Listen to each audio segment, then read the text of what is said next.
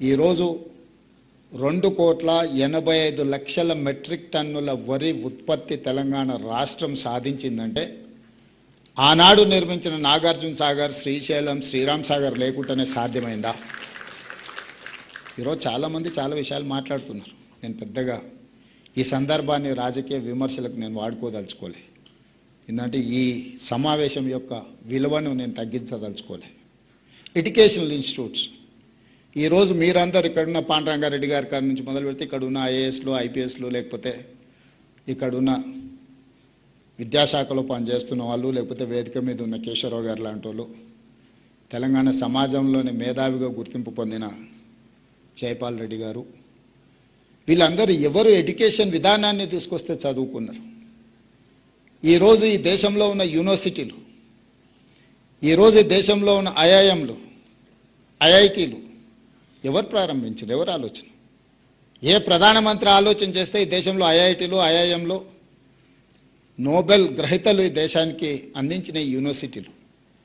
నిజంగానే ఆ రోజు పండిత్ జవహర్లాల్ నెహ్రూ గారు ఎడ్యుకేషన్ తన మొదటి ప్రాధాన్యత, ఇరిగేషన్ దాంతో సరి సమానంగా ప్రాధాన్యత అనుకోకపోయిన ఉంటే ఈ దేశం ఈరోజు ఇంత అభివృద్ధి సాధించి ఉండేదా? మనతో పాటు స్వతంత్రం వచ్చిన పాకిస్తాన్ మన పక్కనే ఉంది, బంగ్లాదేశ్ మన పక్కనే ఉంది. 1947కు ఒక 3-4 సంవత్సరాల ముందు, 3-4 సంవత్సరాల తర్వాత ప్రపంచంలో చాలా దేశాలకు స్వతంత్రం వచ్చింది. ఆ దేశాల యొక్క స్థితిగతులు, ఆర్థిక వ్యవస్థ, అక్కడున్న విద్యా, ఉద్యోగ, ఉపాధి అవకాశాలు ఒకసారి పోల్చి చూసుకోండి. ఈనాడు 140 కోట్ల జనాభా, 35 కోట్ల జనాభా నుంచి 140 కోట్ల జనాభా పెరిగినా ఈ జనాభాకు విద్యను, ఈ జనాభాకు భోజనాన్ని అందించగలుగుతుంది దేశము అని అంటే ఎవరి ప్రణాళికల వల్ల ఈ దేశం? ఏ ప్రజాప్రతినిధి పంచవర్ష ప్రణాళికలు తీసుకొచ్చిండు? ఏ ప్రజాప్రతినిధి హరిత విప్లవం తీసుకొచ్చిండు? ఏ ప్రజాప్రతినిధులు, ఏ ప్రభుత్వాలు ఈ దిశగా ఆలోచన చేసినాయి? విమర్శలు చేసేవాళ్ళు విమర్శలు చేస్తారు. ఆ రోజున్న ఆర్థిక వ్యవస్థ, ఆ రోజున్న ఆర్థిక వనరులు స్వతంత్రం వచ్చినప్పటి నుంచి 2014 వరకు ఈ దేశానికి అయిన ప్రధానమంత్రులందరూ కలిసి 51 లక్షల కోట్ల అప్పు చేస్తే 2014 నుంచి 2026 వరకు 12 సంవత్సరాలలో ఇప్పుడున్న ప్రధానమంత్రి చేసిన అప్పు 151 లక్షల కోట్ల రూపాయలు. దాదాపుగా 63 సంవత్సరాలు పదులలో ప్రధానమంత్రులు చేసిన అప్పులు 50 లక్షల కోట్ల రూపాయల అప్పు అయితే ఇన్ని ప్రాజెక్టులు కట్టిండ్రు, ఇన్ని రైల్వే లైన్లు వేసిండ్రు, ఇన్ని నేషనల్ హైవేలు వేసిండ్రు, ఇంత ఇన్ఫ్రాస్ట్రక్చర్ ఇచ్చారు, లక్షలాది గ్రామాలకు విద్యుత్తునిచ్చారు, లక్షలాది గ్రామాలకు విద్యనిచ్చారు, లక్షలాది గ్రామాలకు తాగునీరుని అందించారు, లక్షలాది గ్రామాలకు సాగునీరు అందించారు. మరి 14 సంవత్సరాలలో మీరందరూ అకాడమిషియన్స్, ఎకనమిస్టులు ఉన్నారు ఇక్కడ. విమానాశ్రయాలు ఏమైనా మనకు కొత్తగా వచ్చినాయా? రైల్వే లైన్లు ఏమైనా కొత్తగా వచ్చినాయా? విపరీతంగా ఏమైనా పోర్టులు వచ్చినాయా? ఎయిర్పోర్ట్లు ఏమొచ్చినాయి? కానీ ఈ 12 సంవత్సరాలల్లో ఈ దేశం నిన్నగాక మన పార్లమెంట్లో సమాధానం ఇచ్చినప్పుడు ఈరోజు దేశం యొక్క అప్పు 201 లక్ష కోట్ల రూపాయల అప్పు ఈరోజు ప్రత్యక్షంగా ఈ దేశం మీద ఉన్నది. ఎట్లయితే 8,11,000 కోట్ల రూపాయల అప్పు తెలంగాణ మీద ఉన్నదో భారతదేశం మీద 201 లక్ష కోట్ల రూపాయల అప్పు ఉన్నది. మరి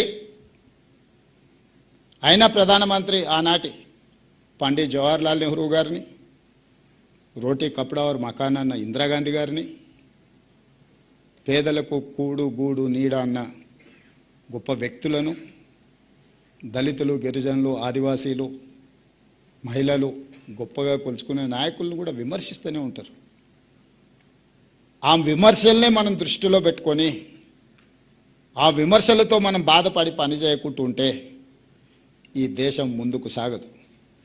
స్వతంత్రం వచ్చినప్పుడు ఒక మనిషి యొక్క సరాసరి జీవన ప్రమాణం, ఒక మనిషి యొక్క life span the time of freedom 32 years. 32 సంవత్సరాలే ఒక మనిషి యొక్క యావరేజ్ లైఫ్ స్పాన్ మనకు స్వతంత్రం వచ్చినప్పుడు. ఈరోజు లాస్ట్ ఇయర్ రిపోర్ట్స్ వచ్చినాయి, 73 సంవత్సరాలు ఒక మనిషి average life span. Today 73 years. 32 సంవత్సరాలు ఒక మనిషి యొక్క లైఫ్ స్పాన్ నుంచి 73 సంవత్సరాలకు మనకు పెంచడం. గోయింగ్ ఫార్వర్డ్ అది 100 years కూడా కావచ్చు. ఈ ఫౌండేషన్ వేసింది ఎవరు? ఈ ఆలోచనలోనే విధానాలుగా మార్చిన వాళ్ళు ఎవరు? ఆ విధానాలు ఈరోజు సత్ఫలితాలను ఇస్తున్నాయా లేవా?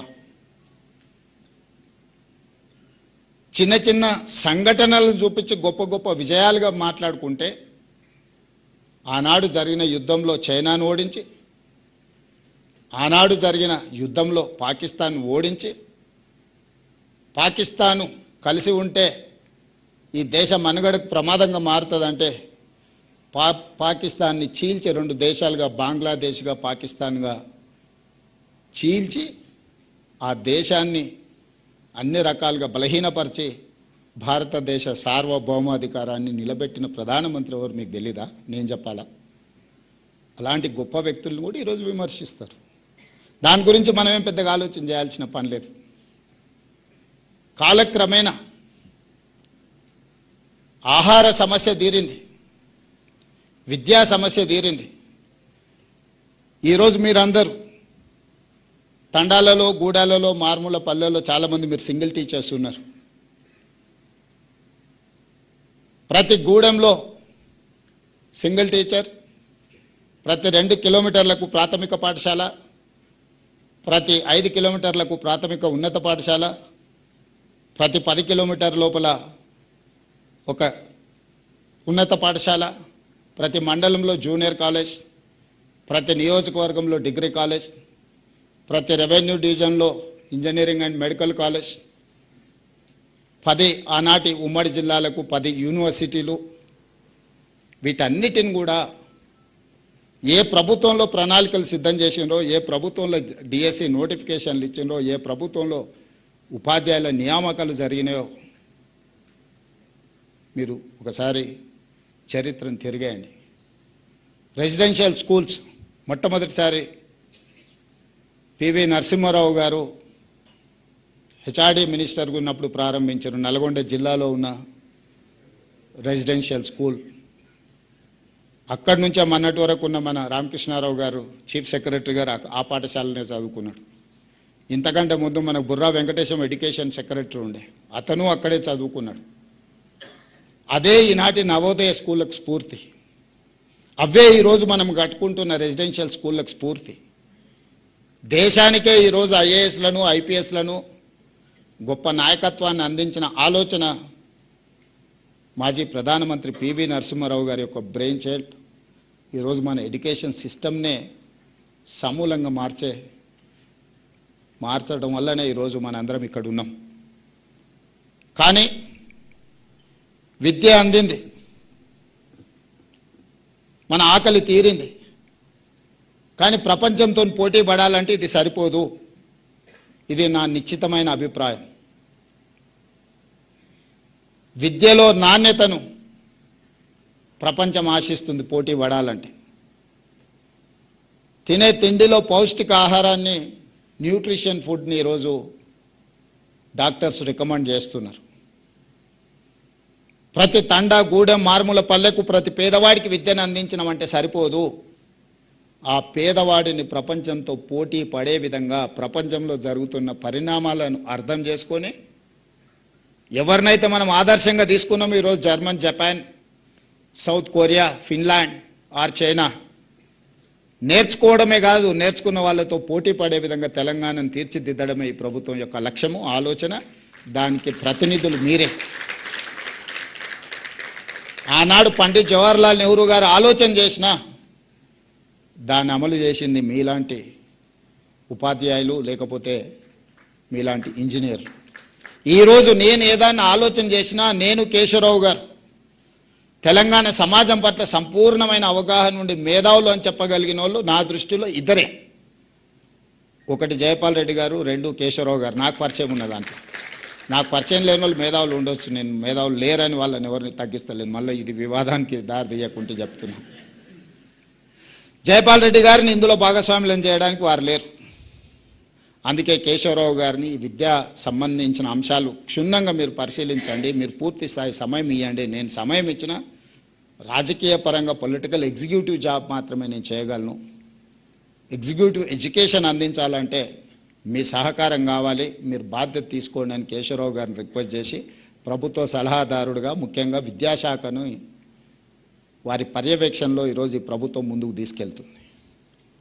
అందుకే ఈరోజు పిల్లల్ని బడికి తేవడం, బడికి వచ్చిన పిల్లల్ని ప్రయోజకులను చేయడం చాలా క్యాజువల్ యాటిట్యూడ్లో మనం తీసుకుంటూ వచ్చినాం. ఎందుకంటే గత ప్రభుత్వాలు కానీ ప్రభుత్వంలో ఈరోజు కూడా వెల్ఫేర్ అనే దానికి ఉన్న ప్రాధాన్యత లేదు.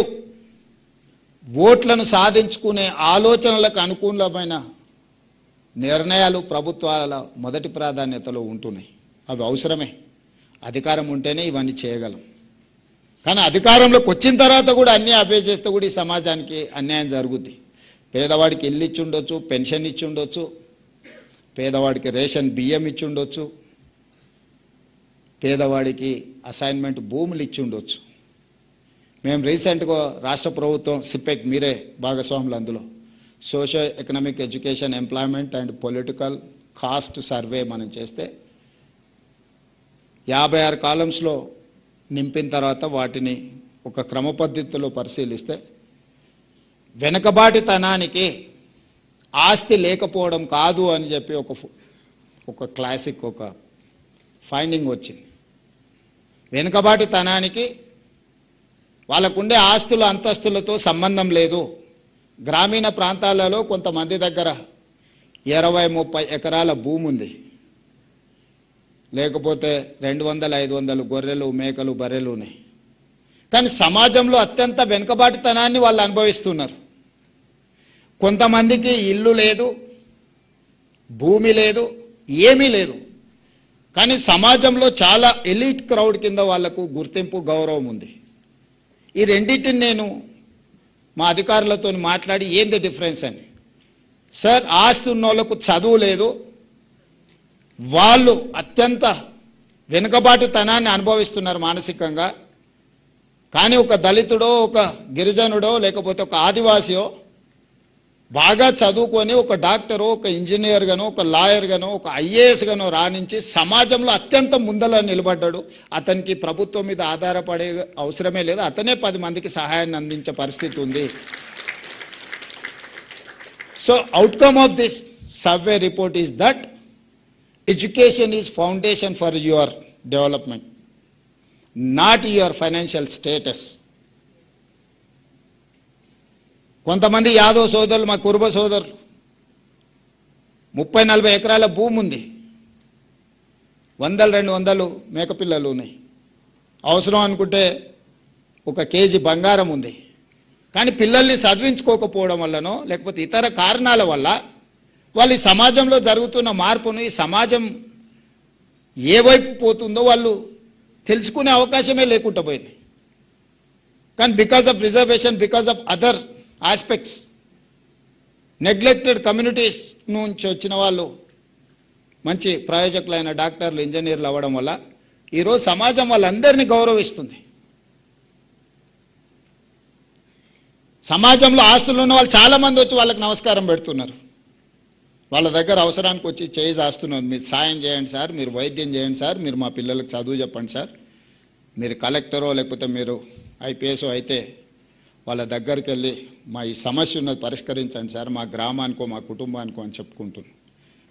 కానీ కోట్ల రూపాయల ఆస్తున్న వాళ్ళ దగ్గరికి ఎవరు పోయా ఏమీ అడగడం లేదు. ఎందుకు అంటే వాళ్ళకి విద్య లేకపోవడమే. అందుకే మిత్రులారా, ఈరోజు రాష్ట్ర ప్రభుత్వం స్పష్టంగా ఇల్లు, పెన్షన్, అసైన్మెంట్ భూములు, ఇవన్నీ మీ జీవితంలో సమూలమైన మార్పు వస్తుంది అని నేను ఆశించడం లేదు. అవన్నీ ప్రభుత్వం చేయాల్సిందే, చేస్తుంది. ప్రభుత్వం ఆదాయం పెంచాలి, పేదలకు పంచాలి అనేది మా ఆలోచనే. కానీ ప్రతి తరానికి ఇదే చేయాల్సిన పరిస్థితి. ఒక తరంలో నేను ఒక డాక్టర్నో, ఒక ఇంజనీర్నో, ఒక ప్రయోజకుని తయారు చేస్తే ఇంకా భవిష్యత్ తరాల కోసం ఈ ప్రభుత్వం వైపు చూడకుండా వాళ్ళని ఈ సమాజంలో సొంత కాళ్ళ మీద నిలబెట్టగలిగిన పరిస్థితి వస్తుంది. ఆ నిలబెట్టగలిగిన శక్తి మీ దగ్గరనే ఉంది. ఆ నిలబెట్టగలిగిన శక్తి ఇక్కడనే ఉంది, ఉపాధ్యాయుల దగ్గర ఉంది. బడ్జెట్ ఖర్చు పెట్టట్లేదా? పెడుతున్నాం. ఈ సంవత్సరం దాదాపుగా 30,000 కోట్లు బడ్జెట్లో 9% విద్య మీద ఖర్చు పెడుతున్నాం.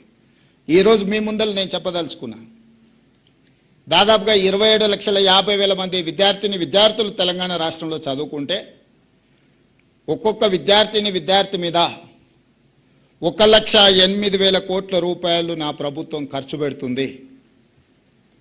ఒక్క విద్యార్థి మీద రాష్ట్ర ప్రభుత్వం పెడుతున్న ఖర్చు 1,08,000 రూపాయలు ఈరోజు ఖర్చు అవుతుంది. నేను లెక్క తీసిన ఒక్కొక్క విద్యార్థి మీద నా ప్రభుత్వం ఎంత ఖర్చు పెడుతుందని. మరి 1,08,000 రూపాయలు నేను ఖర్చు పెట్టినప్పుడు ఆ పిల్లలకి ఎంత నాణ్యమైన విద్యను అందించాలనో మీరు ఒకసారి ఆలోచన చేయండి. ఇవాళ ప్రైవేట్ స్కూల్కు పంపించుకుంటే నెలకు 2,000 ఫీజు కట్టుకున్న తల్లిదండ్రులు వాళ్ళు పెడుతున్న ఖర్చు 24,000.